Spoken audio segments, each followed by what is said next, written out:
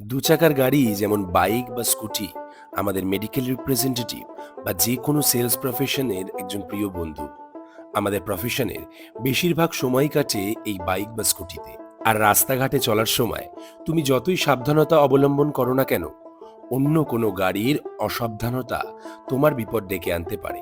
আজকে হঠাৎ এরকম দুর্ঘটনা নিয়ে কেন কথা বলছি জানো? বহরমপুর হেডকোয়ার্টারে কর্মরত ছিলেন আমাদেরই এক ফিমেল কলিগ সৌমি রাহা। ফার্মাসিউটিক্যাল নামক একটি কোম্পানিতে চাকরি করেন। গত 13ই জানুয়ারি তিনি একটি দুর্ঘটনার সম্মুখীন হন।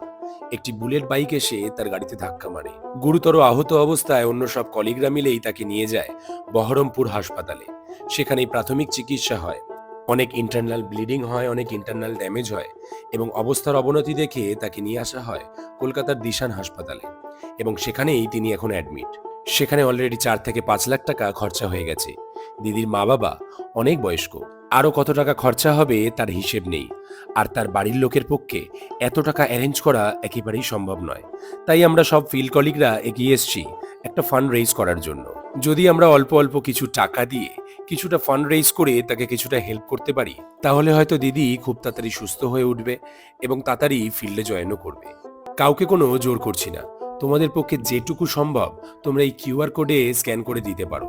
টাকাটা ডাইরেক্ট পৌঁছে যাবে সৌমিদির অ্যাকাউন্টে এবং সেখান থেকেই তার ট্রিটমেন্টে, তার ওষুধপত্রে কিছুটা হয়তো হেল্প হবে। তোমাদের হয়তো অনেকেরই প্রশ্ন থাকতে পারে, কোম্পানির মেডিক্লেম পলিসি, সেখানে তো ট্রিটমেন্ট করা সম্ভব।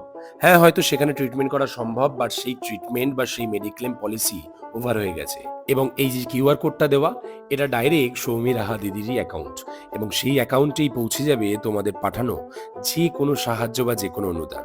তোমাদের সকলকে অসংখ্য ধন্যবাদ, যারা এগিয়ে এসছো বা এগিয়ে আসতে চাইছো, সকলকে ধন্যবাদ। আর হ্যাঁ, সত্যি বলতে দুর্ঘটনা কখনোই বলে আসে না, কিন্তু নিজের পক্ষ থেকে যেটুকু সাবধানতা অবলম্বন করা প্রয়োজন সেটুকু সাবধানতা অবলম্বন করেই সবাই চলো। আর বাকিটা ভগবানের হাতে আর সময়ের হাতে। আজ তবে এটুকুই থাক, দেখা হচ্ছে পরের ভিডিওতে। আর একটাই রিকোয়েস্ট থাকবে, ভিডিওটা সবার সাথে শেয়ার করো যাতে সবাই নিজের মতন সাহায্যের হাত বাড়িয়ে দিতে পারে।